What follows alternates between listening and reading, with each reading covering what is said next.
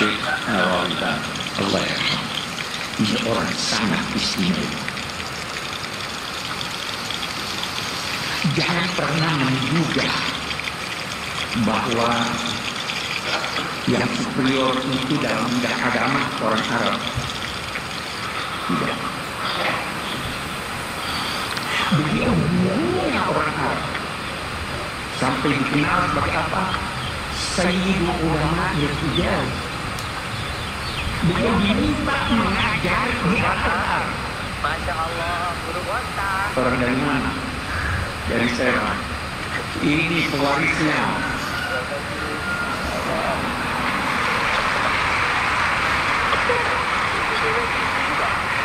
Soalnya saya selalu bilang ini perlu didorong. Kan keluarga saya itu banyak hafal beneran, maksudnya itu hafal betul. Nah, sehingga saya juga ikut hafal. Nah, kenapa judulnya seperti ini? Ini makalah nanti di Tasek dan Pondok Sabarang bareng Pak Polres. Jadi Indonesia yang damai ini nggak lepas dari perang kitab-kitab yang datang ke kita, datang ke Indonesia. Misalnya arti kemenangan. Arti kemenangan itu tafsir yang datang ke kita. Yang paling terkenal kan tafsir Munir karangannya Syekh itu beliau menyebut kemenangan umat Islam itu kemenangan logika.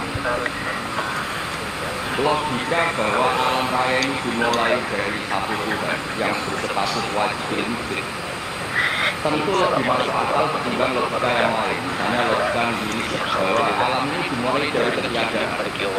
Karena itu melahirkan satu teori ketiadaan menciptakan yang ada. Jadi nanti membingungkan. Ada teori al-adamu yang itu mau wujud. Sesuatu yang tidak ada itu menciptakan yang mau wujud. Ketua Blitar beliau sebagai pengurus pondok Sifat Utara Santoro yang dalam minggu lalu beliau mengulang ngaji. Nanti kalau salah masih dibaca sama Pak Rektor. Terus Saat di sini itu mulai tahun 2000 Erwo Kulo, dulu belum rektor. Erwo yang pertama. Tahu-tahu jadi atasan. Kali. Enggak bener. Tapi nanti diatur atasannya salah. Karena yang bisa apa itu kan enggak tahu. Jadi sabar. Kata saya Nawawi, wa may yatawallahu wa rasuluhu walladzina amanu fa inna hizballahi humul ghalibun. Siapa yang mempertuhankan Allah, mengikuti semua aturannya Allah, seharusnya terus pasukan Allah itu pasti menang. Ini Al-Maidah 56. Wa may yastaqimu ma'aliya bin nusra fa innahu jundullah wa jundullah humul ghalibun ala a'daihim bil hujjah fa innaha mustamiratun abadan amma bisolah wa dolah faqatullah. Jadi kemenangan umat Islam yang permanen itu kemenangan logika. Kalau kemenangan perang, kemenangan bernegara, kemenangan sosial, orang Islam ya pernah kalah. Zaman Nabi Sugeng saja pernah mengalami kalah periode Mekah. Ketika periode Madinah juga pernah mengalami kalah di peristiwa perang Uhud. Tapi kalah sosial ini tidak ada pengaruhnya dengan kalah secara logika. Logika bahwa alam ini dimulai dari satu Tuhan wajib wujud betul lebih mudah dicerna. Makanya beliau ngendikan menang itu ala dari bil hujjah fa innaha mustamirratun abadan. Karena logika itu yang ada. Artinya gini, ketika kita secara sosial ekonomi kalah, mungkin secara apa kalah, meskipun kita tidak ingin kalah, tapi jangan pakai ukuran itu. Nanti jangan-jangan ketika kita kalah kaya sama non muslim atau kalah kaya sama yang sholat, buruhnya orang yang sholat, yang juga buruhnya orang yang tidak.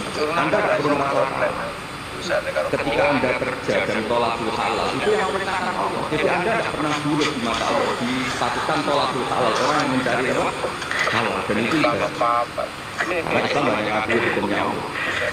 Dulu Sayyidina Ali kalau mau wajah pernah ajar orang Yahudi yang juga pernah kerja di orang itu. Tapi nggak merasa hina karena tolakul halal itu perintah Allah. Dulu Nabi pernah nggak punya uang. Alhamdulillah ditiru banyak umatnya kalau punya uang itu ini alhamdulillah. Semoga jangan karena ingin punya uang ingin jadi dosen, berarti nanti jadi guru karena ingin punya uang. Semoga enggak jadi guru karena ingin ngajar, dia monggo ini tobat. Terus hitungannya di Walhasil terus pondok mulai akhirnya Nabi itu mau semua beli santri gandum atau makanan. pondok itu Kalau Indonesia mungkin beras. Kalau Jawa itu ngutang. Terus kata orang Yahudi, jaminannya apa Muhammad? Nabi sempat bilang, menghentikan, saya itu dipercaya langit, masa kamu tidak percaya saya? Kata orang Yahudi itu menurut orang Islam, saya Yahudi. Walhasil Nabi terus rohanahu diri'an. Nabi menggagaskan rompi perang sebagai jaminan kalau kamu akan dakwah. Ya malah sama orang Yahudi. Jadi intinya tafsir yang datang ke kita itu banyak cerita. Bahkan cerita Nabi ada di Kubri itu ceritanya Sayyidah Aisyah itu didatangi dua perempuan Yahudi. Sayyidah Aisyah itu dermawan sekali. Ya memang orang-orang soleh itu dia aulia atau orang soleh itu pasti dermawan. Karena sering dikasih, terus si orang Yahudi perempuan Yahudi ini mendoakan semoga kamu diselamatkan dari siksa kubur. Sama sih nggak terjadi di kitab Bukhari. Walam an'am an usot di kaum kata Sayyidah Aisyah tidak nyaman membenarkan dia karena dua orang yang selamat datang terus diceritani sama Sayyidah Aisyah itu benar bahwa nanti memang ada di kopi semenjak itu ada si azam dan ada di kopi yang juga sebenarnya sampai ada di kopi dan masih banyak lagi cerita-cerita sosial Nabi yang Nabi tertawa-tawa ketika orang Yahudi bilang nanti pas kiamat itu kan hampir semua Muhammad. Lalu orang-orang yang mati diletakkan di mana? Pokoknya terus orang Yahudi cerita-cerita terus Nabi tertawa-tawa. Fadhika hatta badat nawajibuhu tasdiqan lima lalu habdu. Nabi tertawa-tawa. Oh iya benar. Semenjak itu ada ilmu bersama bahwa kalau orang Yahudi orang Nasrani cerita ini yang sulam sedikuhum malah kita disitu. Kamu jangan ngambil sikap membenarkan. Juga jangan ngambil sikap mendustakan. Kamu benarkan jangan-jangan pas yang muharram yang tipuan. Kamu sesat jangan-jangan yang masih orisinil. Makanya secara ringan Nabi karena sedikuhum malah kita disitu. Intinya tidak ngambil sikap ekstremis itu juga ajaran tafsir yang sampai. Karena kita ini butuhnya menang fil hujjah. Dan Allah sering memberikan beberapa ayat diantaranya tentu kul walillahi hujjatul. Makanya di sini saya itu profesor sering ngaji begini Pak Bro, tapi entah lupa mantan saya sering ngaji direktorat sama Pak Fatul. Harusnya sudah jadi kiai, sering ngaji. Kalau jadi kiai kan kata profesor ini pernah cerita kalau jadi kiai itu isinya agak jelas, nggak per bulan dapat apa. Makanya Pak Zeni pas ketua ini saya coba nggak hadir karena bisa Pak Zeni sekarang jadi rektor juga. Itu ada Ustadz latihan nyai itu jatuh di Indramayu pas itu beliau ketua wilayah itu pemenang di Indramayu. Itu jatuh santrinya itu susahnya bukan main, tapi kata kiainya nggak apa-apa masih. Ternyata dipegang itu salah template. Jadi badannya agak dipikir tapi masih. Karena dulu jadi kiai itu susah minta ampun. Makanya profesi ini sudah jarang yang mau. Kalau jadi kiai artis banyak yang mau karena makanya saya jadi kiai itu sering istighfar. Jangan-jangan ini kategori elit sehingga kisahnya besar. Makanya saya ini termasuk kiai di sini. Jadi saya dipaksa jadi kiai di sini tapi sering nggak mau karena saya ini kiai itu. Jadi kalau fasilitas banyak takut pisah. Kalau kiai nggak kebetulan fasilitas banyak tambah senang. Dan ini bukan nyindir siapa-siapa, ini memang aturan ikhlas begitu, bukan Sinalahuddin, enggak nyindir siapa-siapa, memang aturannya begitu. Saya cerita di keluarga saya yang masih magang di pondok itu ajaran pertama itu tauhid, dan itu mesti diajari sifat utama Allah itu wajib wujud kita bakal mukhalafatul hawadits. Dan mereka sering beri contoh. Kenapa tafsir Munir Bismillahirrahmanirrahim pertama yang diterangkan oleh tafsir Munir, saya mau aja. Kenapa Al-Quran dimulai dari bab? Dan bab dimulai ada titiknya satu.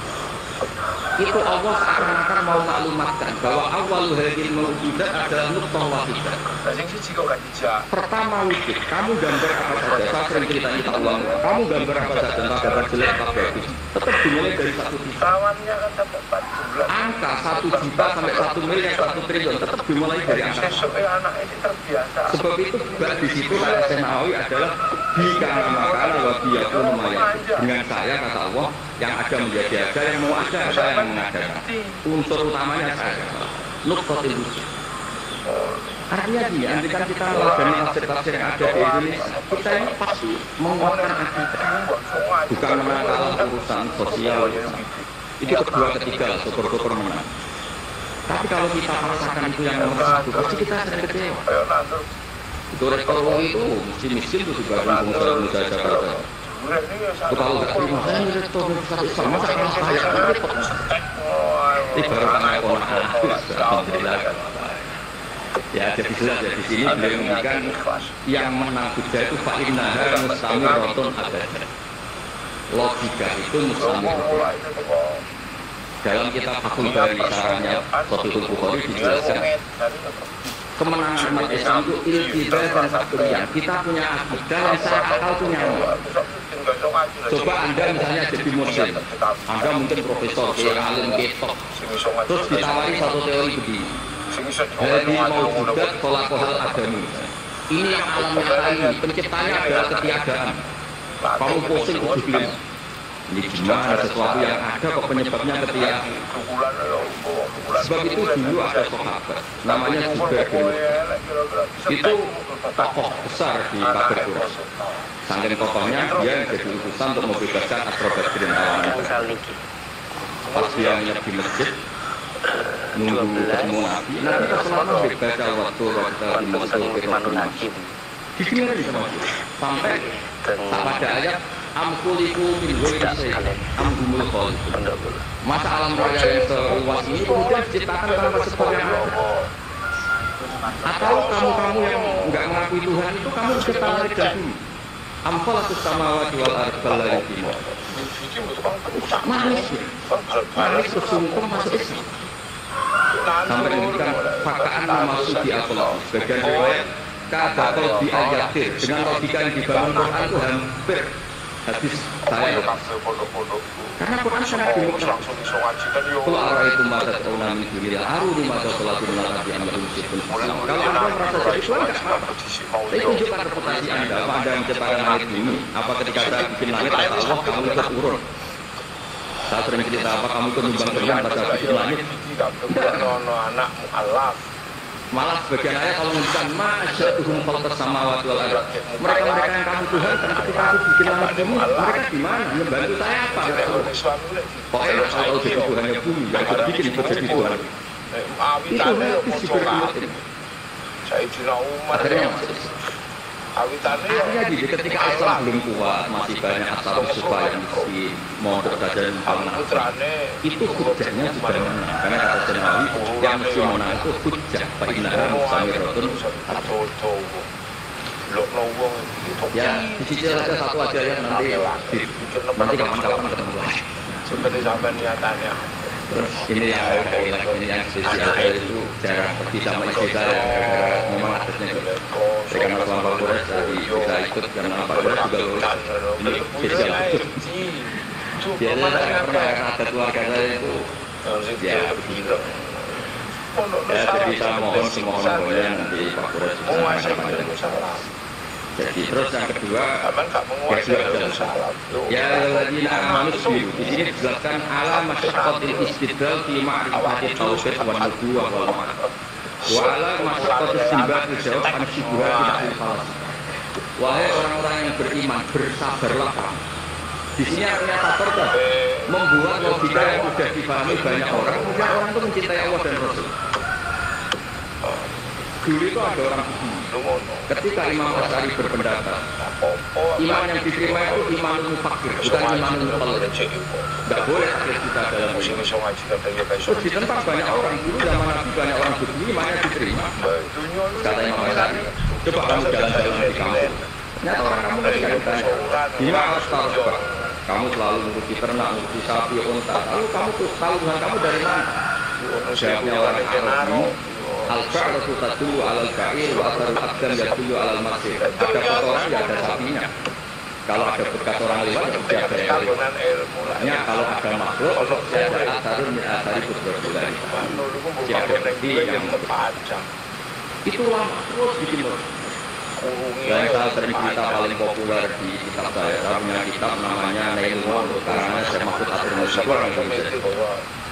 Beliau mengukir dari cerita Imam Amusi. Saya cerita di mana-mana. Imam Amusi itu gurunya Saifuddin dalam Sultan ulama itu punya guru namanya Imam Amusi. Itu sebenarnya dari matematika, bukan dari terus ketika beliau meninggal muridnya tanya bagi profesor dari kami ini adalah kita mempunyai Imam Amusi. Maka alat juga yang diperlakukan Tuhan kamu itu apa? Ada yang belajar matematika.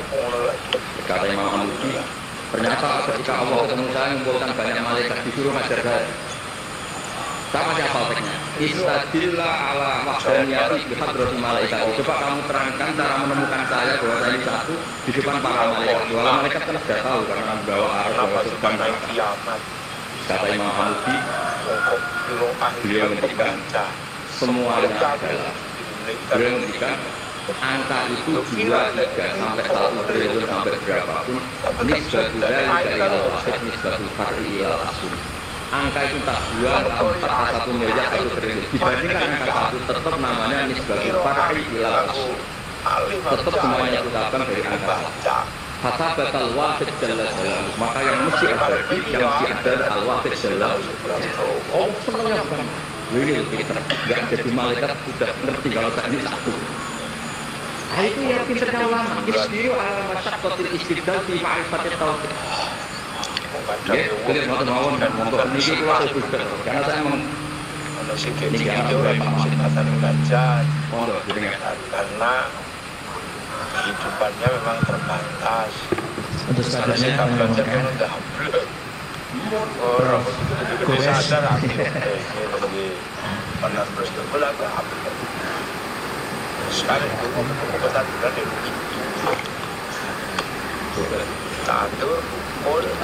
Islam itu bukan mau itu nabi bakal lagi bahwa Bapak Rasulullah sekalian. Assalamualaikum warahmatullahi wabarakatuh. Sahabat sekelut harus segera setuju Berbahagia saya dapat bertemu, dapat berbincang, dapat belajar dengan Bapak dan Ibu sekalian. Saya tidak ingin mulai sebelum berkomentar tentang ayat yang diinginkan. Tadi dibacakan wa Muhammadun illa rasul qad khalat min qablihi rusul afa in mata aw qutila qalabtum ala aqabikum wa man yanqalib ala aqibaihi ayat ini pelajaran buat kita. Ayat ini setelah perang Uhud, sebahagian sahabat Nabi meninggalkan medan perang. Apapun keadaannya bersandar jalan. Bahkan diduga ada yang goncang imannya sehingga kita menanam meninggalkan Islam. Sedekah dikencengi, Turun ayat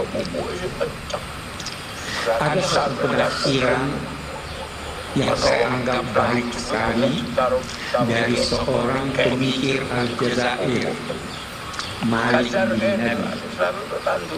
Beliau berkata, ayat ini pelajaran buat kita semua bahwa jangan menilai baik buruknya sesuatu dengan mengaitkannya pada sosok yang mengucapkannya.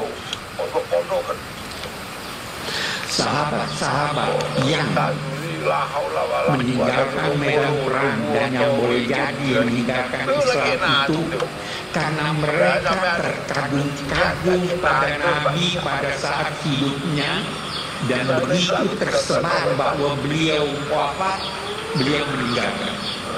Ini karena mereka mengaitkan kebenaran dengan sosok manusia. Jangan pernah menilai baik buruknya sesuatu karena ada materi. Jangan pernah mengaitkan baik buruknya sesuatu karena ini diucapkan oleh profesor ini, itu, dan sebagainya. Nilailah baik buruknya sesuatu itu dari idenya, bukan dari orangnya. Walaupun itu diucapkan oleh Nabi Muhammad SAW, selama ucapan itu bersumber dari pribadi itu, bukan dari Allah SWT. Karena itu sebagai sahabat Nabi, kalau Nabi berucap, itu akan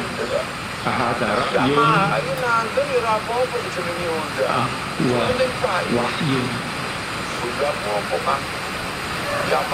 Ini pendapat pribadimu atau ini kalau wahyu tapi kalau pribadi lagi jadi dia keliru. Nah, ini saya kira pilihan yang baik untuk mengingatkan kita apa, dan untuk menjadikan kita ketika menilai atau membaca tafsir dari siapapun, termasuk orang-orang yang kita kagumi, jadikanlah kebenaran baik atau buruknya itu berdasarkan ide yang itu yang pertama. Nah, tafsir karya ulama Indonesia cukup banyak, tetapi tidak banyak yang kompleks dan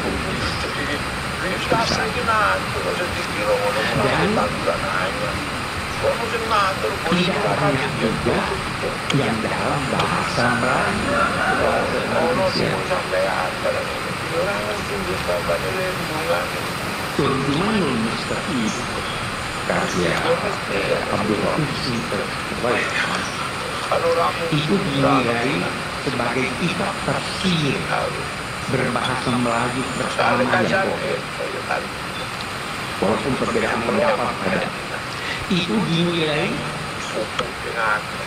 ada yang menilainya terjemahan dari tafsir Abdul Rahim. Senopor Kolonial berpendapat begitu. Tetapi tafsir Abdul Rahim panjang, ini tidak pendek, sehingga ada yang menilai bahwa itu adalah terjemahan dari tafsir Al-Jalalain.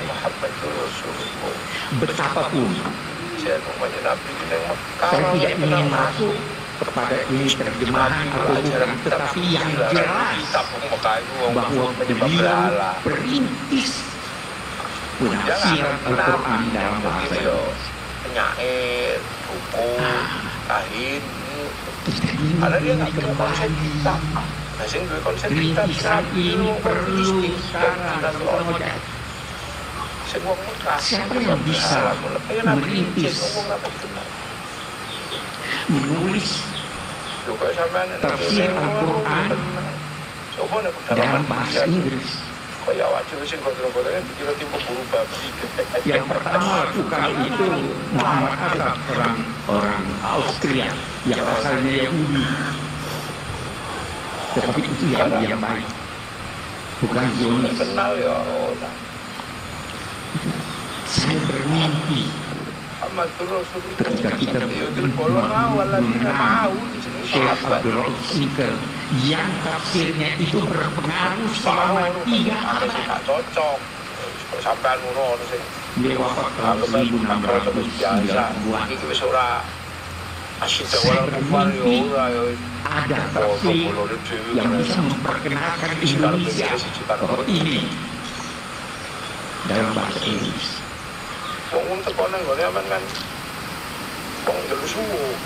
Itu Walaupun isinya mau jadi saja tidak Kalau pengen anak ngaji kan ini dijalan apalagi kalau kita bicara tafsir Al-Baydawi ya itu aja dilakoni. ada di tafsir Al-Baydawi. Ini di pesantren pasti masih baca sekarang. Sahabat harus mau jadi mu'alaf Di kutub hadis sing kecil la tatara'a narakuma mu'alaf termasuk Sayyidina Ali tidak boleh saling terlihat Islam api anaknya mu'alaf yang digunakan memasak senliane antara putrane mu'alaf apinya orang muslim dan apinya orang Yahudi. Sayyidina Abu Bakar mu'alaf Terus dia berkata, itu firman Allah wala taqtulu yahuda wan nasara awliya, adalah larangan mempekerjakan orang Yahudi. Sayyidina Umar Ini nggak bisa. Sayyidina Umar semua kalaf kecil Sayyidina jadi liane bibi tiga putrane Stay on the right lane. Tapi kita berkata, itu pada masanya. tidak perlu Pada masa kita, situasi telah berbeda. Jadi walaupun kita membaca, kita kritis. Betapapun Syekh Abdul Rauf Sintel adalah perintis yang harus kita hormati dan kita ikuti jejak beliau dalam hal ini. Sehingga aku karek pamangkanan hijrah dulu Syekh Nawawi Allah yarham, ini orang sangat istimewa. Jangan pernah menduga bahwa yang superior itu dalam bidang agama orang Arab. Beliau dulunya orang Arab sampai dikenal sebagai apa? Sayyidul Ulama dan Hijaz. Beliau diminta mengajar di Al-Azhar. Persemaian dari saya. Ini pewarisnya.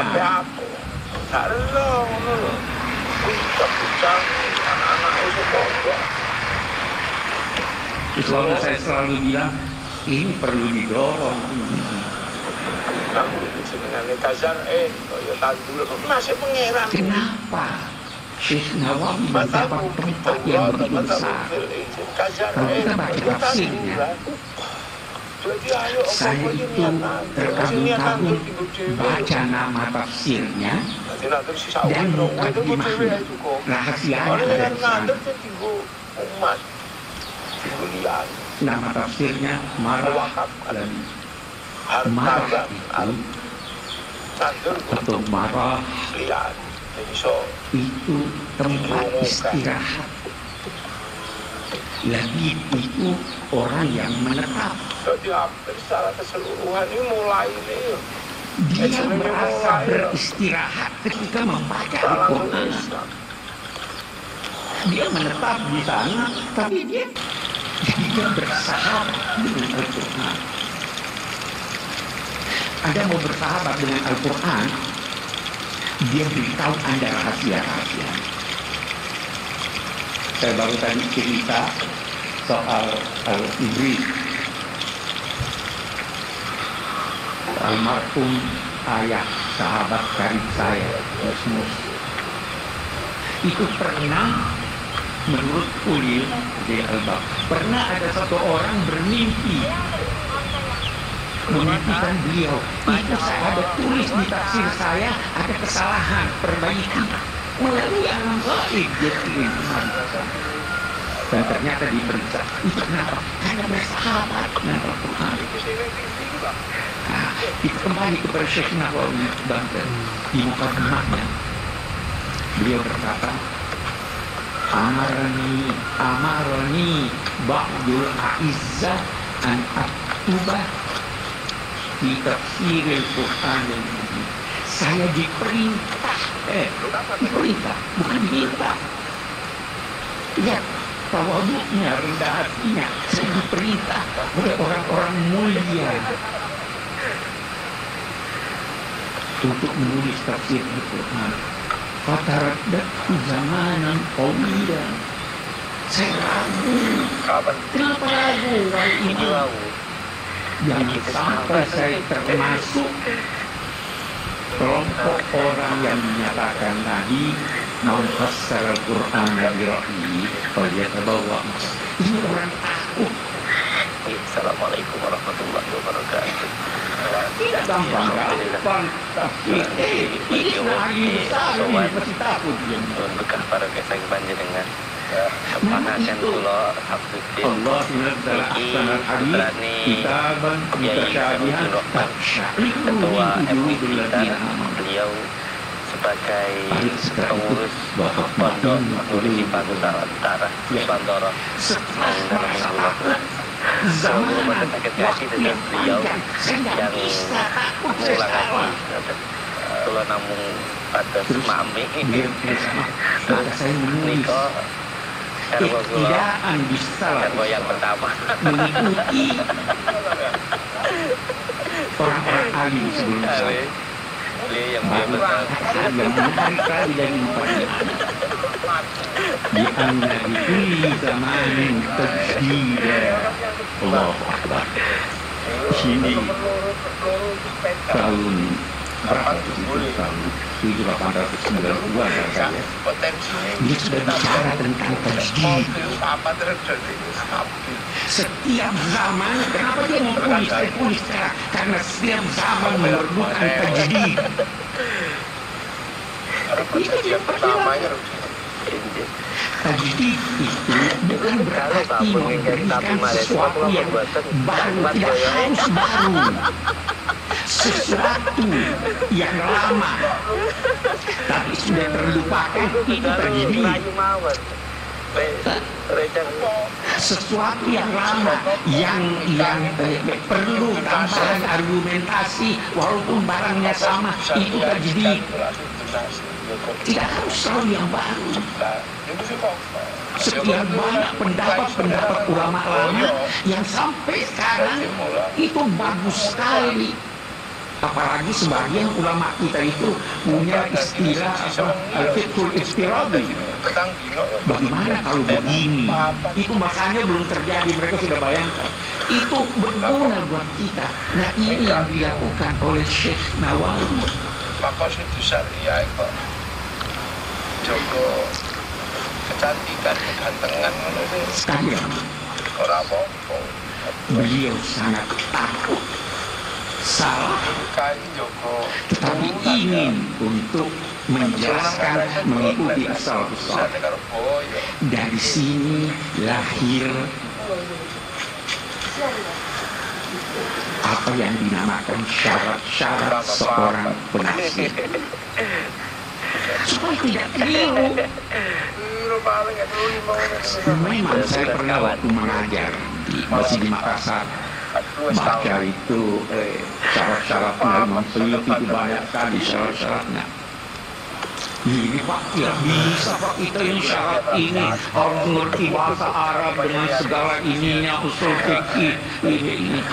Saya jawab mereka itu buat yang mau menafsirkan seluruh Al-Quran. Tapi menafsirkan satu dua ayat tidak harus semuanya itu, ya kan? Dan itu untuk yang mau menafsirkan, bukan untuk yang mau menyampaikan tafsir. Beda itu. Ya kan? Walaupun demikian, karena ini mahasiswa yang saya ini nggak bisa Pak kita ini, saya bilang begini deh. Kita melihat syarat-syarat. Imam Suyuti berkata syarat pertama sahhatul aqidah, akidahnya harus lurus. Saya bilang kita ganti aja ini. Bagaimana? Objektivitas. Asal objektif. Tidak harus ada mengambil pendapat orientalis. Asal dia objektif. Tidak harus satu akidah, tidak salah. Tapi benar. Al-hikmatu dhalatul mu'min. Terus bagaimana ini? Saya bilang tidak usah perhatikan itu. Syarat. Hindari saja sebab-sebab kekeliruan. Sebab kekeliruan itu salah satu diantaranya tidak ngerti bahasa Arab. Gratis terus itu Mekah itu ya. Atau menerjemahkan kata dalam bahasa Arab dari kamus modern. Itu bisa salah. Pernah tersebar itu Nabi Muhammad sebelum jadi Nabi sesat dia. Kenapa? Itu kan Quran bahwa ada kebohongan pada. Bahwa itu bukan berarti sesat. Tidak menemukan kebenaran itu juga bol namanya. Antadilla ihdahuma. Kalau ada dua perempuan, itu juga itu saya sudah beri saran. Itu saya nggak tahu apa sudah diperbaiki atau tidak. Itu ayat yang menyatakan fa'ilam yakuna rajulaini farajulun wa imra'atan antadilla. Diterjemahkan begini, kalau tidak ada dua orang lelaki, tidak ada seorang lelaki, maka dua orang perempuan. Masa tidak ada? Kalau bukan,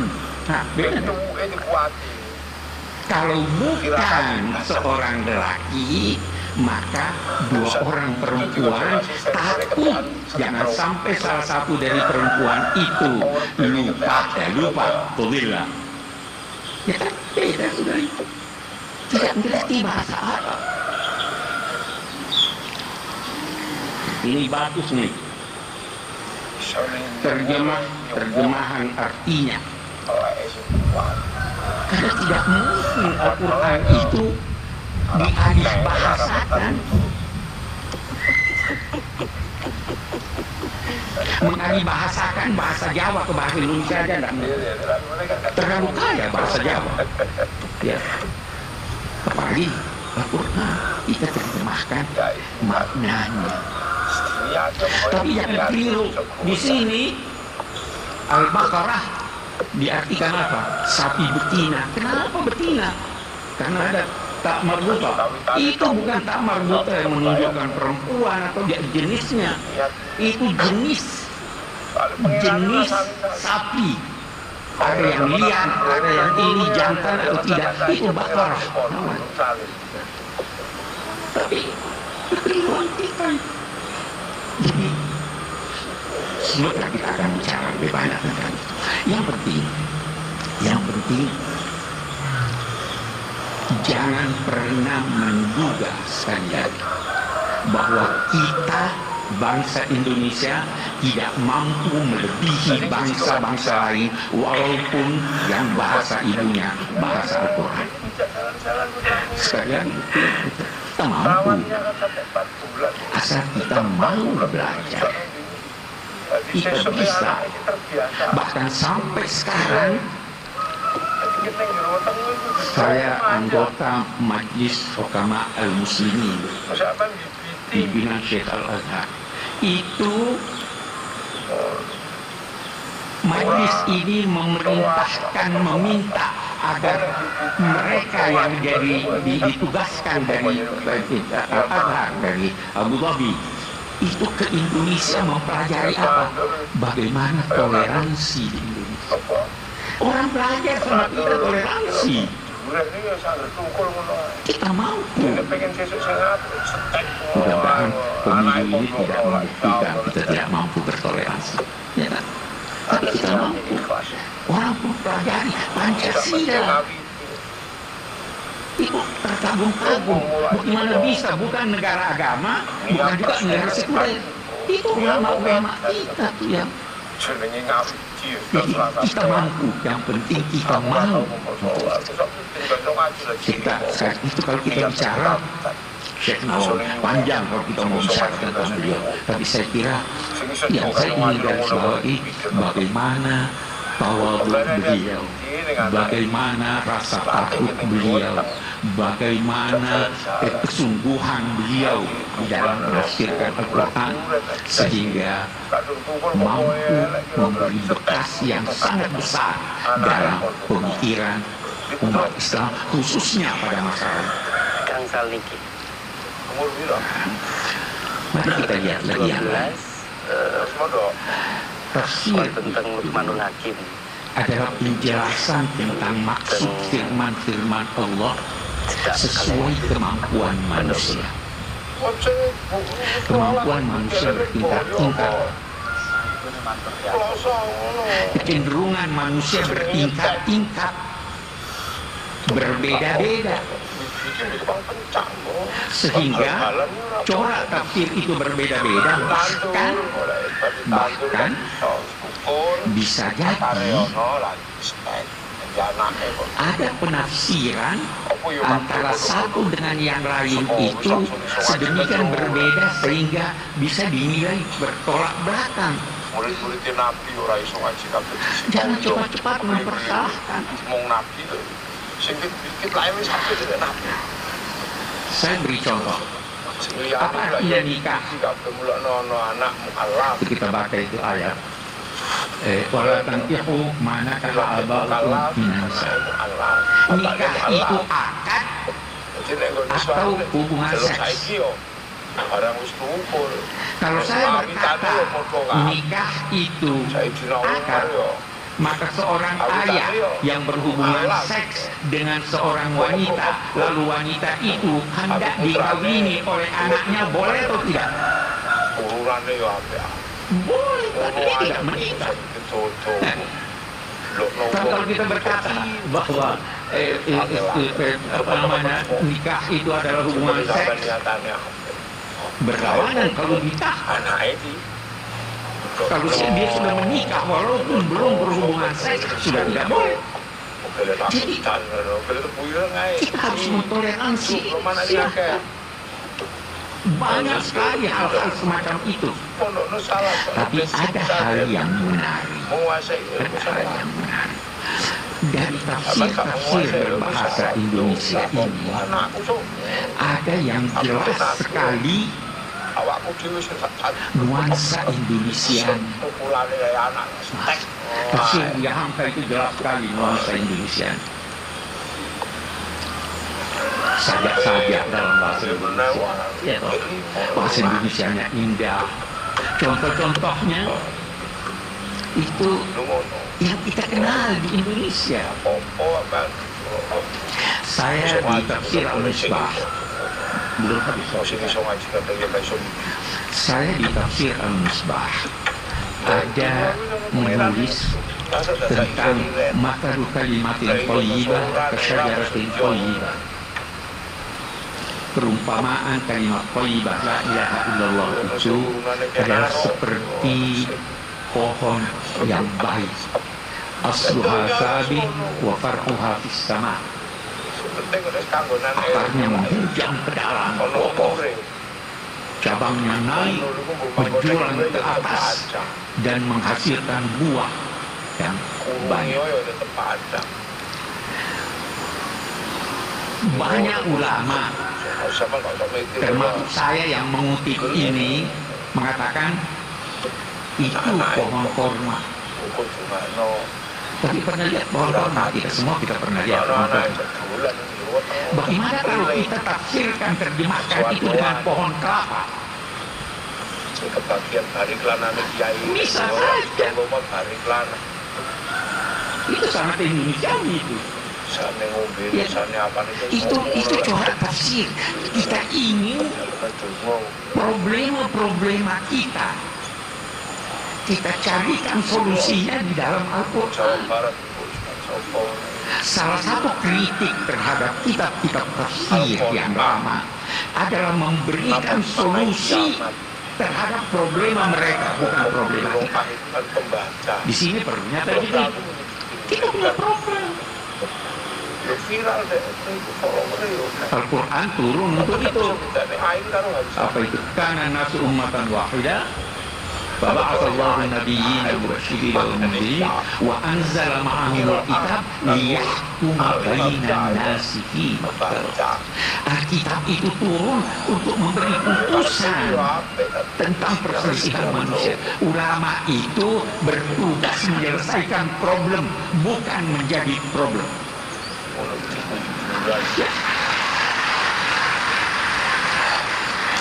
uang jika itu kan kesempatan. Ini yang kemarin yang saya pada Imam Anda baru tadi. Ini tajdid. Tajdid sudah didengungkan jauh sebelum apa namanya kayak Ahmad Dahlan. Ulama itu lanjutan dari tapi dasar ulama-ulama yang begitu tekun menulis tafsir tahunan. Itu tafsir Al-Furqan 30 tahun. Itu pertanyaan yang datang setelah 30 tahun baru jadi. Itu pun ada kritik. Terlalu ahli bahasa. Sampai akhirnya padahal tidak semua bisa diartikan punya arti dalam bahasa Indonesia. Banyak sekali. Satu contoh umum. Akimus salah. Nah, kabarno yang tahu memang jadi contoh. Apa itu yang dimaksud? Koma itu tapi dulu koma itu berarti berdiri, itu sikap sempurna. Anda mau hormat orang sambil baring sambil duduk tidak sempurna. Sehingga koma itu berarti berpikir berkata ini sholat, sempurnakan pelaksanaan sholat.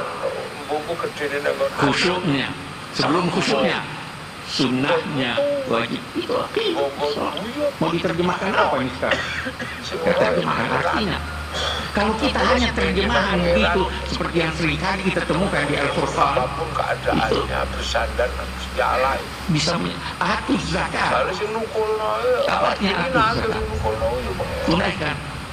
Karena ketulusan kita menanam. Atu itu bisa berarti sempurna. Atu itu bisa berarti antar. Atu itu bisa berarti apa namanya, sesuatu objeknya yang baik. Jadi jangan jadikan di bulan Ramadan masa pameran kemiskinan. Tidak atus kata. Ulama-ulama saya teringat itu Syekh Muhammad Rashid Ridha di dalam tafsir Al-Mana. Dia itu menulis tafsirnya untuk majalah. Seringkali dia tidak sempat merujuk ketika menulis. Maka ketika dia tulis tentang aku, katakan sepanjang ingatan saya tidak yakin bukan barat yakin al-fahusah tamanitaki ini orang alim besar nih tapi sembunyi diri nih. Saya tidak pernah setuju sama dia.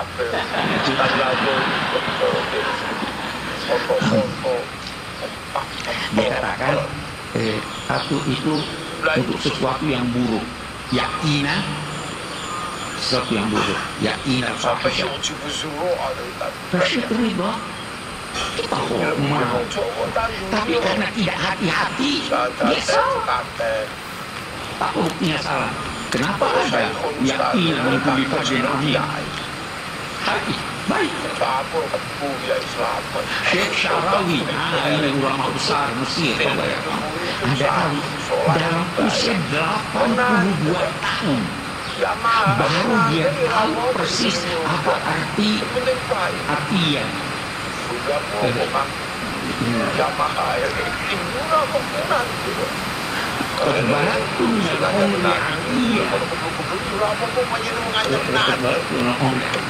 Saya tidak tahu persis apa artinya, kecuali setelah saya ke London saya berobat. Waktu saya berobat, dokter bilang ini tidak ada obatnya, vitamin tidak berguna, obat tidak berguna. Anda telah mencapai usia yang penyakit Anda ini sudah sedemikian besar karena usia sehingga tidak kuat. Terus dia bilang, oh inilah yang dimaksud terbalas dunia tangga. Kita baru tahu. keterangan botol. Bagaimana jika Anda boleh pecahkan pedagang besar? Jangan malu berkata saya tidak tahu.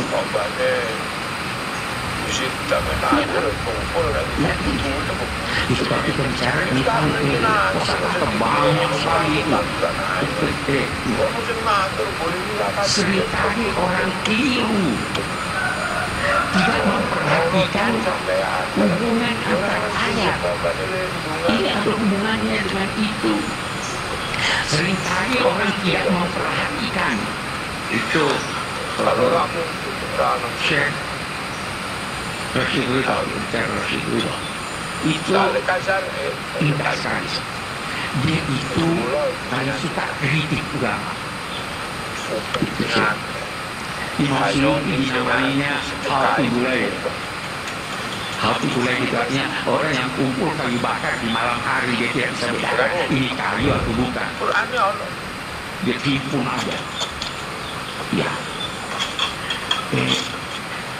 Semuanya dia kritik. Tapi ketika sampai pada gurunya, dia beda pendapat. Tetapi sangat halus dia carikan pembenaran. Saya ingin jadikan ini sebagai contoh bagaimana orang harus menghormati. Ya, kita ambil sisi positifnya. Saya beri contoh Anda. Quran itu singkat padat. Terkadang dia tidak sebut lagi satu kata karena sudah ada isyarat pada kata yang lain. Saya beri contoh.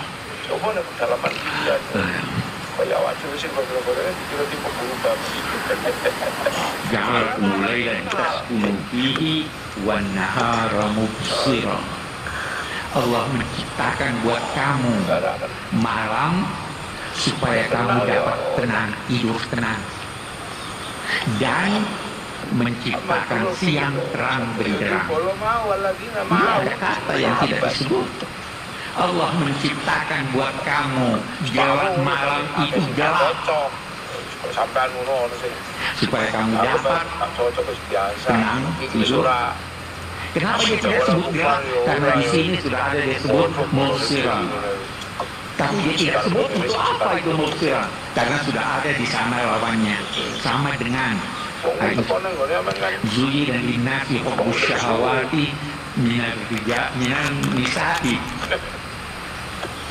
Diperindah bagi manusia kecintaan kepada perempuan. Namanya perempuan tidak dihayati.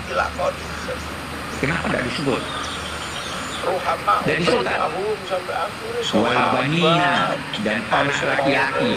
Memangnya anak perempuan tidak disebut? Saya punya 4 anak perempuan, semua saya cintai. Kenapa begini? Singkat Al-Quran ingin berkata, karena saya sudah sebut di sini An-Nisa, saya tidak perlu sebut Ar-Rijal karena di sana saya sebut. Itu di Quran banyak sekali. Sayyidina Abu Bakar. Hubungan antar ayat itu banyak sekali. Pengertiannya yang biasa karena tidak memperhatikan itu kita masuk dalam kekeliruan pada penafsiran ayat-ayat Al-Quran. Itu kita lihat. Dan ulama-ulama kita itu tidak segan-segan mengoreksi pendapatnya. Saya pernah ditanya, koreksi enggak? Ada enggak kesalahan di tafsir Al-Mas'ul yang banyak? Koreksi enggak? Saya bilang saya serahkan pada yang lain untuk mengoreksi karena saya sudah tua.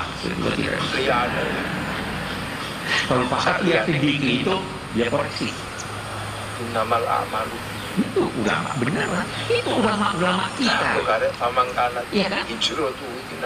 Jadi sebenarnya sekalian saya ingin katakan kita ini alhamdulillah punya potensi yang sangat besar untuk mengembangkan ilmu pengetahuan, dan mungkin yang diperlukan adalah tekad dan bantuan Allah Subhanahu wa Ta'ala.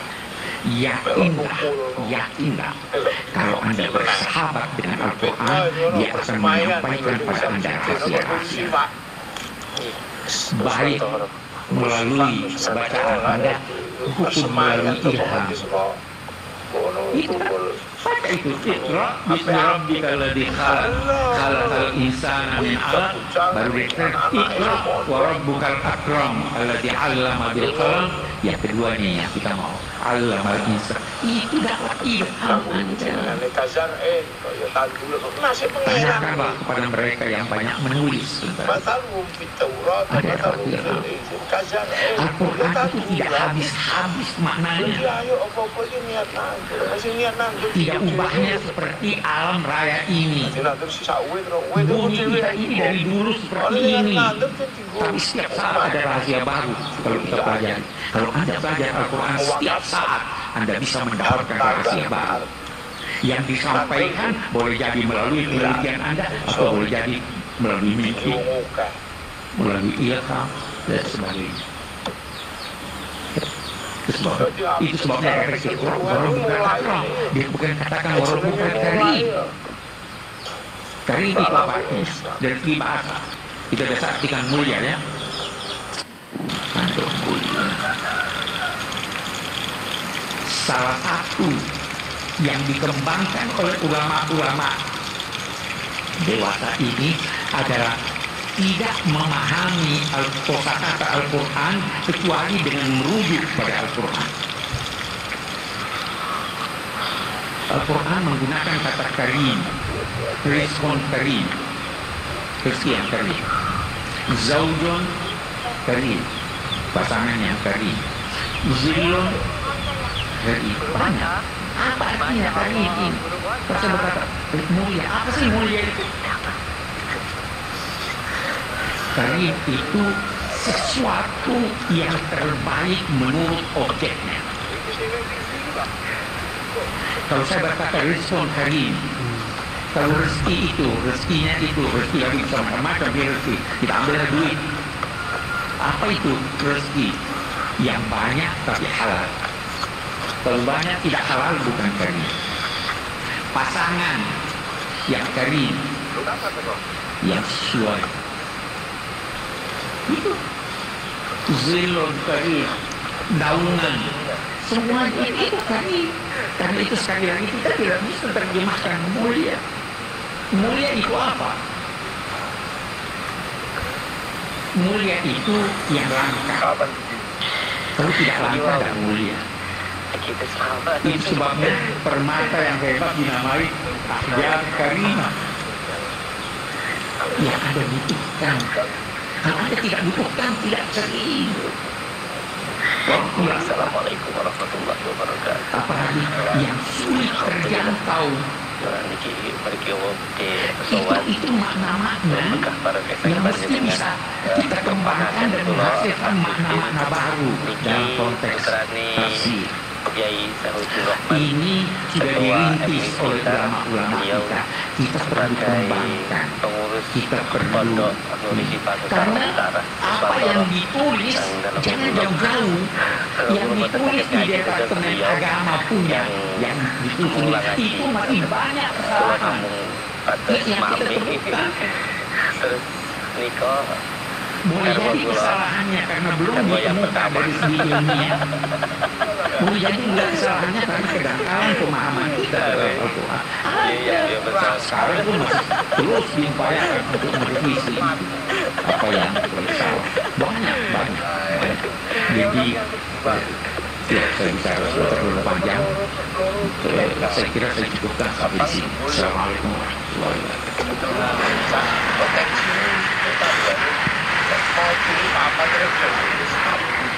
Terima kasih Prof. Quraisy. Aku bilang mana yang Maaf, Kusma mau menambahkan.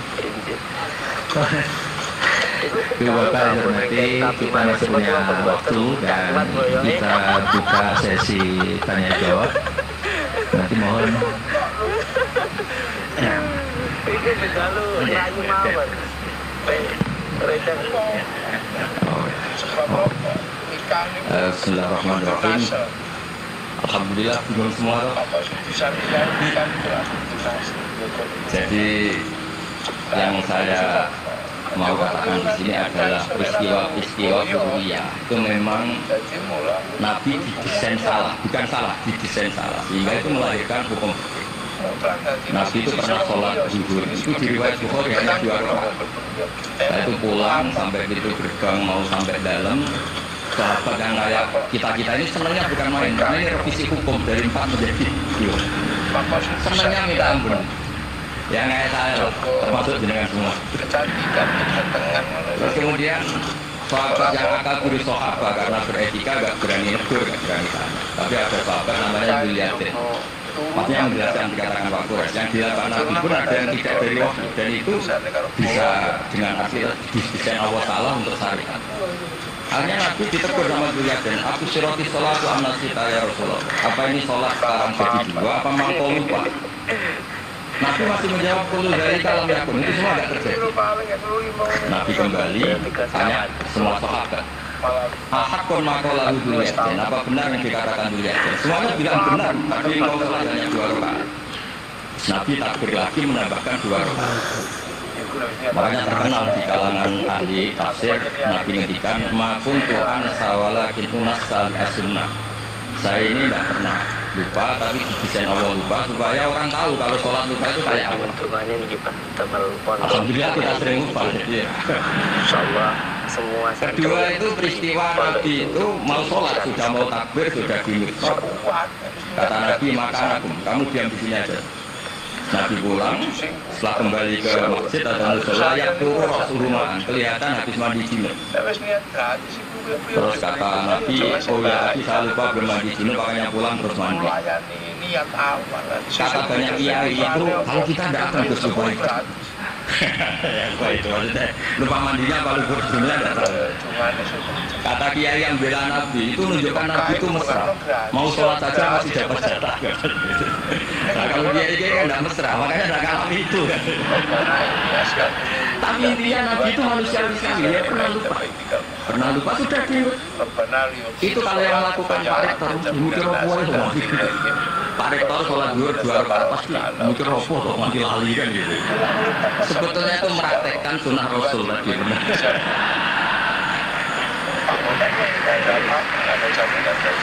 Tidak semua nanti jenengan nggak salah paham yang dikatakan Pak Kures tadi. Memang ada peristiwa yang terakhir tapi sholat qadha itu normalnya nggak wajib. Normalnya secara fikih tidak wajib karena timingnya waktunya sudah kelewat.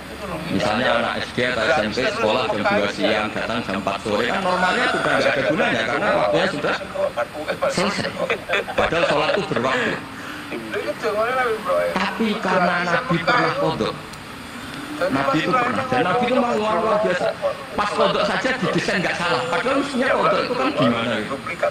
Nabi itu sudah sekitar setengah 4 atau jam 3. Bilang ke Bilal, Bilal saya ini ngantuk mau tidur. Udah tidur saja ya Rasulullah, saya mau sholat malam sampai subuh, tenang saja. Jawab itu ikhlas lana lel, kamu jaga ya tenang saja. Lah sholat ternyata Bilal ketiduran juga. Sampai sekitar jam 8 atau setengah 9 sampai tidak membangunkan kita kecuali Farus Samsi sampai ke matahari panas. Terus Nabi tanya, Bilal gimana janji kamu? Katanya Bilal enak. Saya juga ngalami apa yang kau alami ya Rasulullah. Akhirnya terus Nabi nyuruh Bilal, nyuruh walhasil diadakan sholat jamaah. Nah berkahnya Nabi didesain lupa tadi diketahui kalau sholat qadha itu wajib. Andai kan tidak terjadi kesalahan itu, maka qadha itu tidak wajib karena momentumnya sudah kelewat.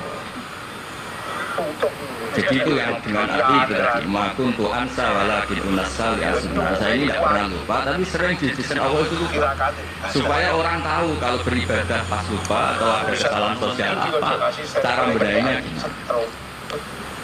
Terus yang kedua tentang tadi yang diceritakan Pak Kures belum dikasih nama iktifa kalau dalam bahasa Balaghah. Quran itu sering pakai bahasa yang iktifa. Iktifa itu menyebut satu karena yang lainnya jadi diketahui. Atau dinisbatkan pada lawan bicara. Misalnya gini, kalau polisi bilang itu dibunuh oleh orang yang nggak dikenal, dicuri oleh orang yang nggak dikenal. Nggak dikenal itu bernisbat kepada siapa? Kepada yang punya rumah. Kalau yang nyuruh kan tahu, teman malingnya kan tahu. Sodako rahasia, yang dikasih kan tahu. Bilang rahasia bernisbat ke siapa? Nah begitu juga Quran sering cerita alladzina yu'minuna bil ghaibi. Semua orang Islam itu iman sama Nabi Muhammad SAW. Itu tidak goib, Nabi musyahad, Nabi maujud musyahad. Tapi iktifak bil ghaibi ya bil musyahad. Orang yang nggak kelihatan saja iman, apalagi sama yang kelihatan. Jadi ada lagi wa walladzi yabda'ul khalqa tsumma yu'idu wa huwa ahwanu 'alaih. Kalian semua tahu kan langit bumi yang menciptakan saya. Maka setelah hancur saya juga menciptakan lagi. Dan itu lebih mudah kata. Karena logika manusia adalah mengembalikan materi yang sudah ada lebih mudah ketimbang membuat dari awal. Jadi ada beberapa bahasa yang dinisbat ilmu khalq.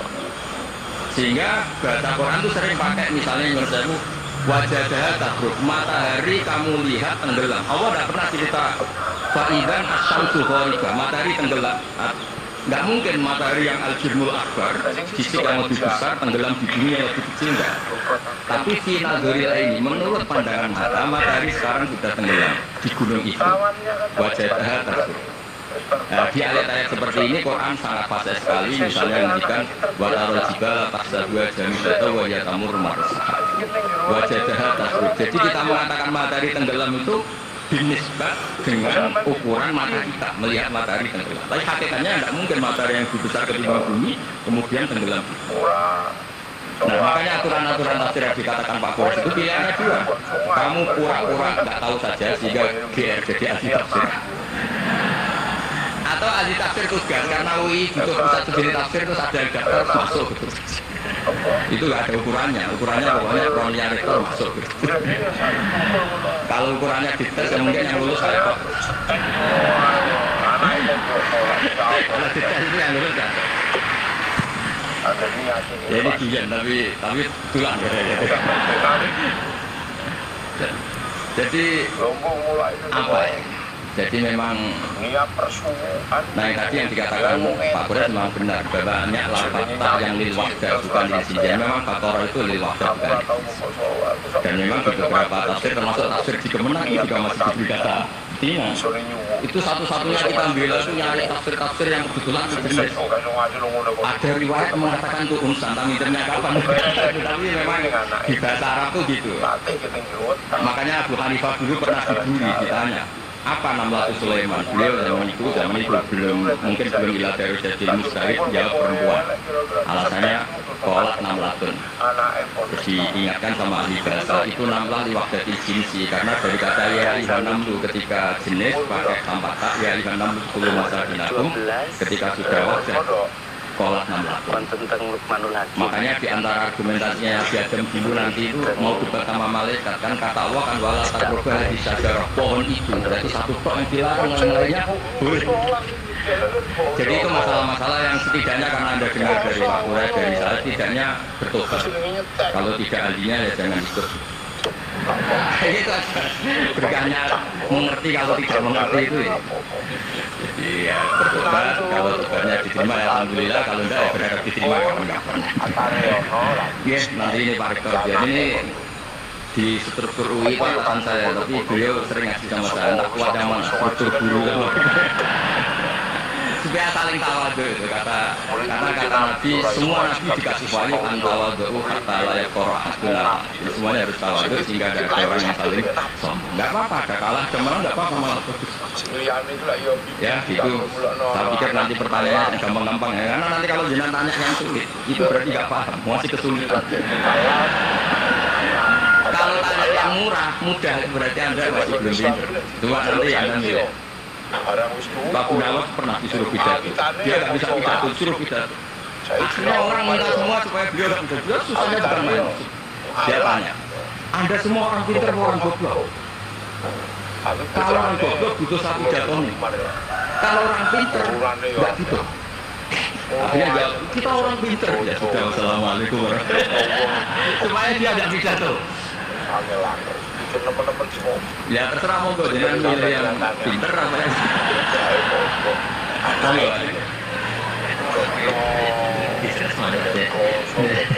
Terima kasih bos. Gele langitan ngono, gele kebuyuran ae siji. Duh, belum mana sing akeh. Terima kasih Gus Bah untuk pencerahan yang luar biasa. Kita masih punya waktu 28 menit.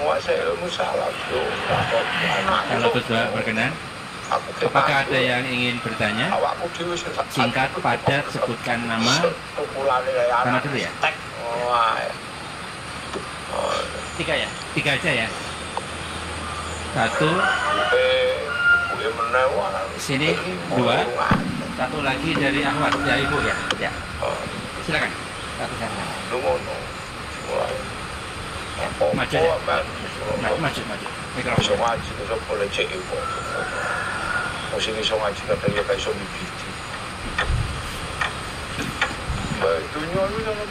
Bismillahirrahmanirrahim. Assalamualaikum warahmatullahi wabarakatuh. Perkenalkan Gus Bah, nama saya Boy, mungkin agak beda dengan pada umumnya. Saya bukan dari kalangan santri, tapi ketika mendengar ceramah Gus Bah pada awal-awal saya kuliah itu merasa kok kayak sebelumnya kenapa tidak masuk santri aja gitu. Karena ternyata toh yang diajarkan juga banyak dasar-dasarnya atau prinsip-prinsipnya yang sama dari jalur berpikir dan lain sebagainya. Yang ingin saya tanyakan di sini adalah ketika Gus Bah menyampaikan tentang diroyah, mungkin singkat saja Gus, apakah diroyah ini alat atau ilmu universal yang bisa digunakan ketika berdialog dengan orang-orang yang mengatakan itu kan kaidah kalian gitu, itu kan kaidahmu, ada hal-hal yang memang tidak bisa dipersamakan atau tidak bisa digeneralisir, dan mungkin seperti itu Gus. Dan juga yang terakhir, kalau boleh saya izin bersalaman boleh kesempatan. Oke, assalamualaikum warahmatullahi wabarakatuh. Jawa Barat. Baik, kita kumpulkan dulu satu lagi. Al-Qari'ah.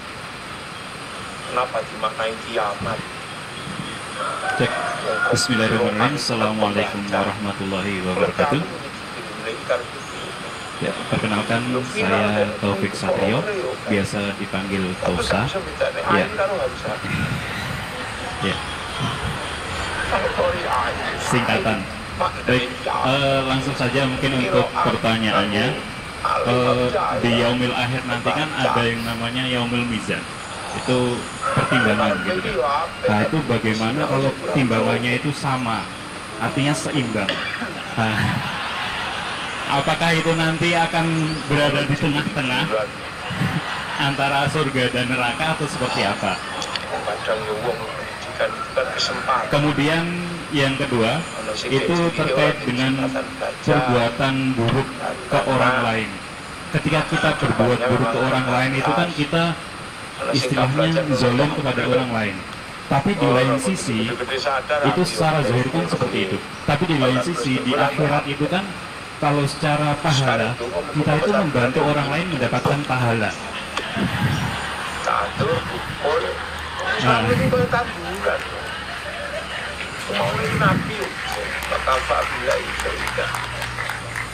Jadi seperti apa Gus?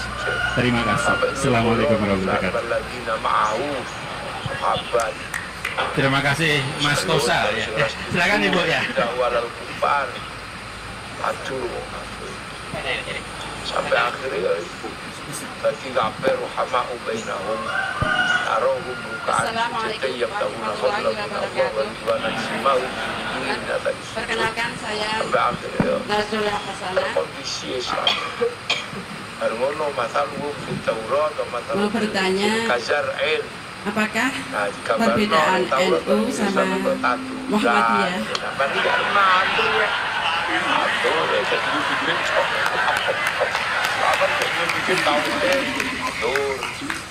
Tadi kan dijabarkan. Terus dalam sholat subuh itu kan ada yang pakai doa kunut, ada yang enggak. Tolong jabarkan. Wassalamualaikum warahmatullahi wabarakatuh. Baik Gus, ini ada 3 penanya. Mas Boy tadi terkait dengan diroya, apakah ini universal, termasuk untuk yang non muslim bahkan itu kan. Kemudian yang kedua dari Mas Tosa, hisab yang seimbang Gus, kasusnya gimana ini. Yang kedua terkait dengan kalau berbuat buruk kan membuat pahala untuk yang bersangkutan itu, seperti orang puasa dikasih minum gitu kan ya. Terus kemudian puasanya ini beda antara NU dan MU, kira-kira itu ya. Silakan saja.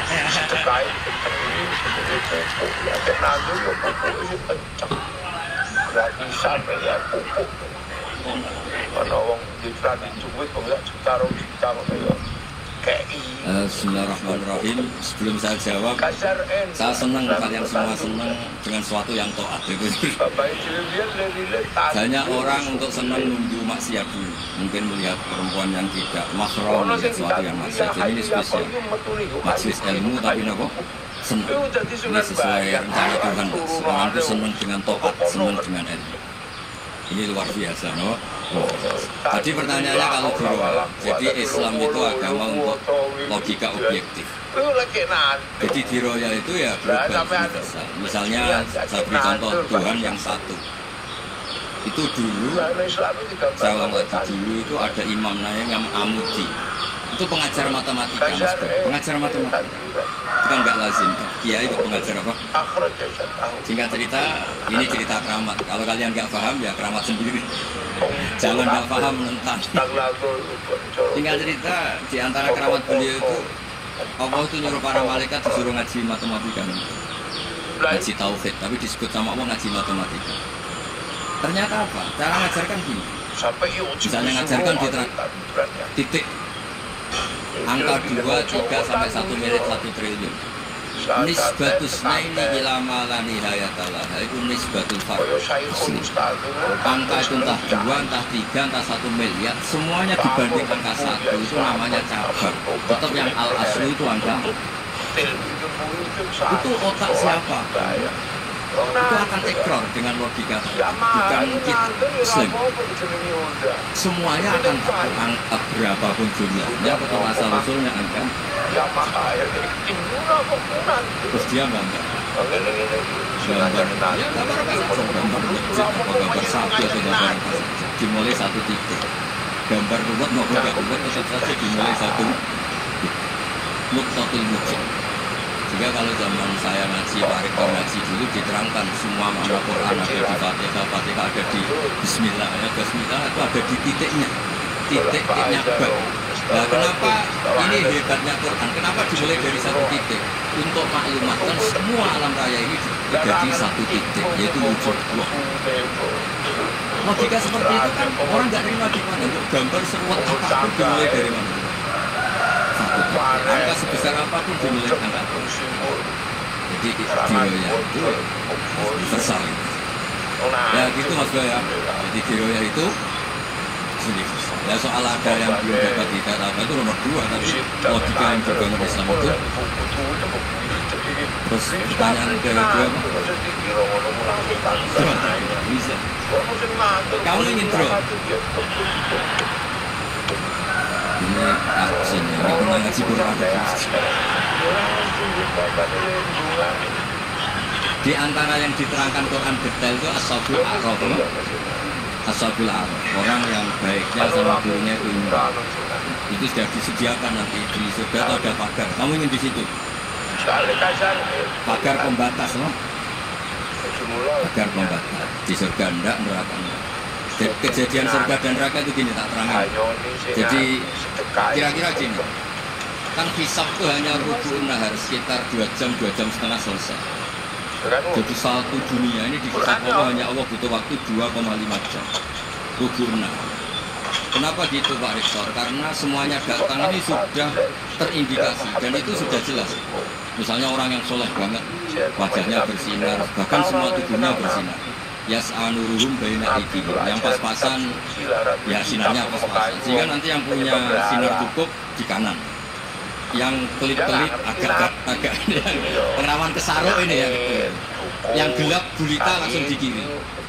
Nah itu terus faduri babenahum bisurin lahu bab. Terus Allah langsung bikin pagar. Nah yang rawan kesaruk pagar yang kelipit tadi. Yang kemangsang ini. Karena yang jelas hitam di kiri, yang jelas putih kanan. Yang abu-abu ini sama malaikat digaruk saja. Nah terus kemangsang di Araf. Nah, setelah dipagar ini dia punya kegiatan. Kalau melihat neraka bilang Robbana sirif anna ada badan. Kalau melihat surga ya Allah, ma kuntu asqa khalqik. Saya ini hamba Engkau yang tidak paling sial dan Kau Maha Rahman. Tolong saya jangan dihadapkan ke neraka lagi.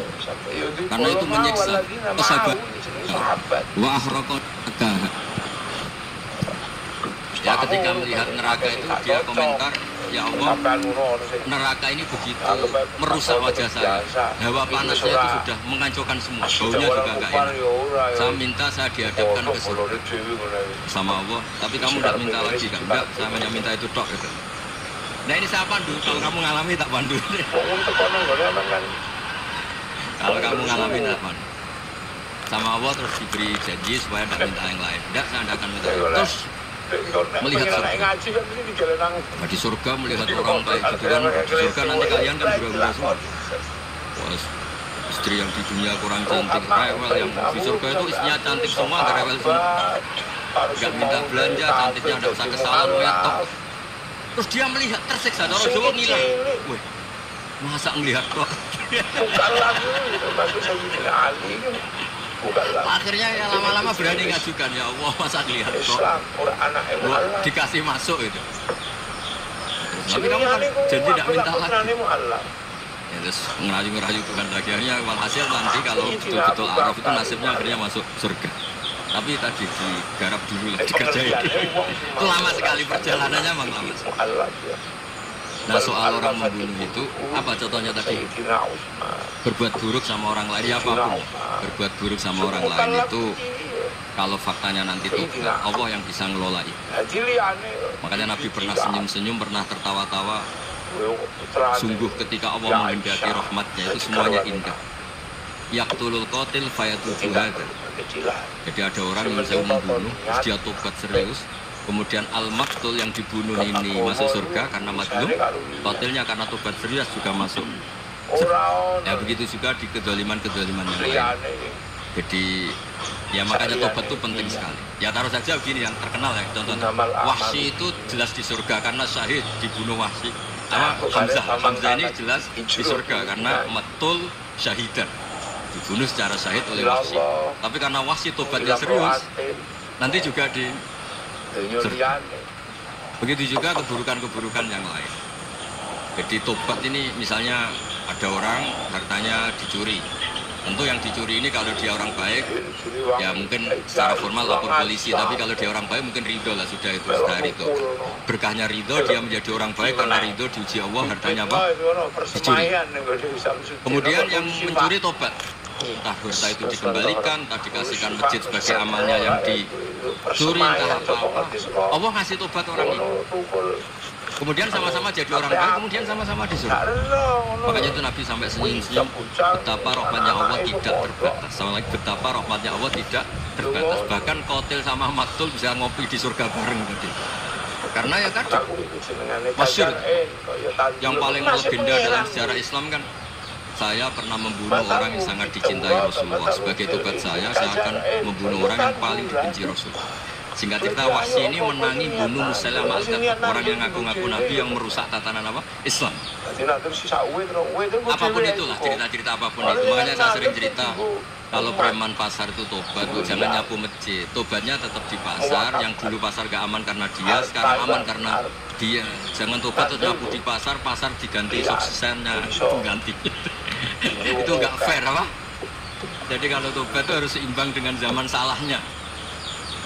Zaman apa? Kayak Umar. Ketika dia kafir itu orang Islam dibikin takut. Terus ketika dia Islam, gantian orang kafir dibikin takut. Pertama dia Islam langsung marahnya Abu Jahal pulang. Awas kalau ganggu Rasulullah, ngadepin saya. Itu fair. Kenapa? Fair.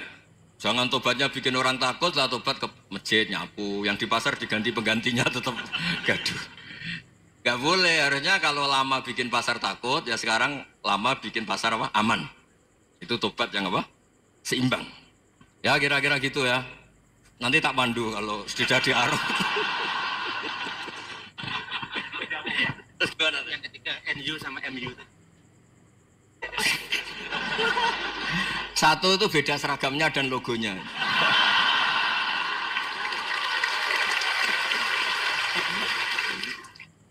Kedua, nama ketua umumnya. Ketiga, tanggal acara besarnya. Muktamar Muhammadiyah dan NU itu beda. Sudah beda satu abadnya. Tentu dulu Muhammadiyah. Tapi begini ya, perbedaan itu nggak bisa dihindari. Karena tadi ada sudut pandang apa? Ada sudut pandang itu nggak bisa dihindari. Ini cerita yang nyata ya. Saya ulang lagi, senyata-nyatanya. Andaikan betul Rasulullah itu hanya kunut 1-2 kali, maka kalau menurut mazhab Syafi'i, apa salahnya melakukan sunnah terus-menerus meskipun Nabi itu melakukan hanya beberapa kali?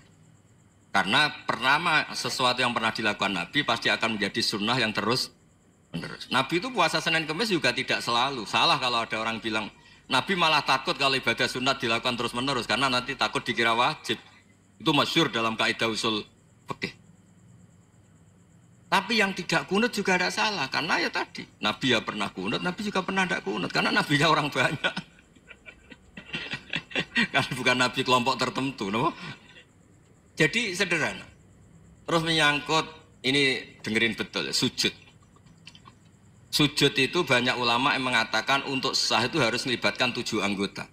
Umirtu an asjuda ala sab'ati azumin al-jabha wal yaden warrubaten wal qadamen. Saya diperintahkan sujud itu melibatkan 7 anggota, yaitu jabha, yaden, 2 tangan, 2 lutut, terus 2 qadamen. Tapi Imam Syafi'i ngendikan, andaikan ada pendapat yang mengatakan ukurannya cukup jabha, maka itu juga benar. Karena Nabi ketika sujud ngendikan sajadalaka wajhi wa sam'i wa basori. Ya Allah telah sujud ke engkau wajah saya, jabha saya. Nabi tidak menyebut tangan, tidak menyebut rubaten, tidak menyebut qadamen. Ini wajah dua wajah, ukurannya itu hanya jabha. Itu kayak iya, kayak enggak. Nah hal-hal seperti itu yang menjadikan ada ijtihad. Ijtihad itu satu pemikiran yang cara sudut pandang itu kayak iya, kayak enggak. Nah itu terus ada al-madhaibul arba'ah. Terus ketika implementasi di Indonesia, dulu Mbah Ahmad Dahlan juga ngaji Mbah Soleh Darat, Mbah Hasyim Asy'ari juga ngaji Mbah Soleh Darat. Ketika di Mekah sama-sama ngaji Syekh Khotib Minangkabau, sama-sama ngaji Syekh Mahfud Termas. Jadi ya kalau di keluarga kita itu ya biasa aja, perbedaan-perbedaan itu selama masih ilmiah dianggap biasa. Karena memang ngelola sudut pandang itu nggak bisa ditertibkan. Nabi Yahya itu suka berkawan orang soleh. Karena berkawan orang soleh itu enak. Tapi kalau Nabi Isa suka dadani desa-desa tertinggal yang masih macam-macam. Ketika ditanya, kenapa engkau suka berkawan orang-orang gitu? Ana tabibun udawil mardo. Di mana-mana kiai itu ya nyembuhkan yang sakit. Jadi kalau dakwah yang sudah iman tuh akeh tunggale gitu. Tapi dakwah gitu kan tantangan.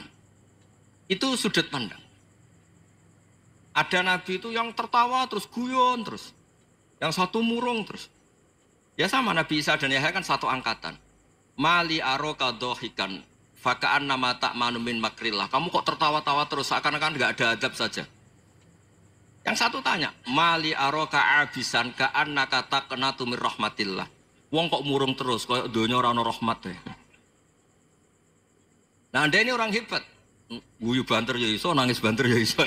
Nah itu sudah orang kombinasi itu. Isa ya mau, ya mau, Muhammadiyah ya gelem, NU ya gelem. Ya maksudnya sudah biasa aja. Karena tadi konstitusi NU yang mengatakan ibadah harus ikhlas karena Allah, Muhammadiyah juga sama harus ikhlas karena ya sudah, kalau karena Allah sudah selesai kan. Yang menjadi masalah itu kan identitas untuk hadun nafsi, untuk diri sendiri. Kalau kita ikhlas masalahnya apa? Coba masalahnya apa coba? Imam Syafi'i pernah di Masjid Abu Hanifah yang tidak kunut, beliau enggak kunut. Ketika tanya 5 ada tarakal kunut, ikroman di hadal madhab, saya menghormati madhab ini. Jadi ya biasa. Sebaliknya juga sama, orang-orang Hanafi kalau Imam Syafi'i kunut ya ikut kunut. Karena kalaupun Anda yakin itu tidak disyariatkan, kamu juga yakin itu tidak membatalkan apa? Sholat. Itu yang perlu dicatat. Kalau Anda tidak yakin sunat, kan tidak yakin kalau itu membatalkan sholat. Jadi sebetulnya kalau dianalisis secara keilmuan itu ya semuanya normal. Karena tadi Rasulullah itu al-bahrul muhit, Nabi itu lautan yang luas sekali. Orang akan mengambil air sesuai kapasitas masing-masing dan akan merasakan kualitas air juga sesuai kapasitas masing-masing. Orang yang sangat haus melihat air seteguk ini luar biasa. Tapi yang tidak haus mungkin melihat itu biasa-biasa saja. Jadi makanya saya mohonlah, sudahlah itu biasa saja, apalagi secara sanad ya sama, secara tradisi sama. Ya soal perbedaan harus dengan NU, antara Muhammadiyah juga biasa beda. Mungkin di UI antar rektorat juga beda-beda. Yang satu suka dekat rektor, yang satu suka enggak. Monggo asal itu niatnya ikhlas. Terakhir saya beri cerita, ada sahabat ditanya, "Sifli wajah Rasulillah." Coba tolong saya ceritakan wajahnya Nabi kayak apa. Sahabat tuh nangis senangis-nangisnya. Kenapa engkau menangis? Saya itu tidak pernah melihat wajah Rasulullah SAW. Loh kenapa? Engkau kan sahabat. Sungkan. Sebagai bentuk penghormatan saya tidak berani melihat wajahnya. Sebagai bentuk penghormatan pada waktu Nabi, saya tidak berani sowan. Nabi di dalam punya keluarga, punya istri, punya cucu. Kalau saya sowan tuh ganggu. Ya masuk akal. Bentuk hormat itu tidak ganggu kan. Tapi ada orang-orang yang bentuk hormat, bentuk sayang itu sering datang ke majelis Nabi. Sama-sama masuk akal, bisa didebat gimana? Sama-sama masuk akal. Ya sudah itu ijtihad, maksudnya itu ijtihad, itu sudah sama-sama masuk akal. Abul Hasan Asyadili itu kalau kemana-mana pakai mobil mewah, pakai baju mewah. Ketika ditanya, Anda ini ulama kok pakaiannya mewah, mobilnya mewah. Dan uang ra kepikiran nyangoni ya. Nah, tapi aku tawaduk melas. Terus dibalik numbalmu sakit. Ngonang ra iso mulai kayak gini. Ya tapi misalnya semua gitu mesti ada yang salah paham, itu keangkuhan. Tapi kalau semuanya kelihatan gembel, nanti orang trauma jadi kiai. Takut kayak itu. Ya sudah, itu wilayah ijtihad, sudah tidak usah ya, pokoknya sudah, yang penting ikhlas.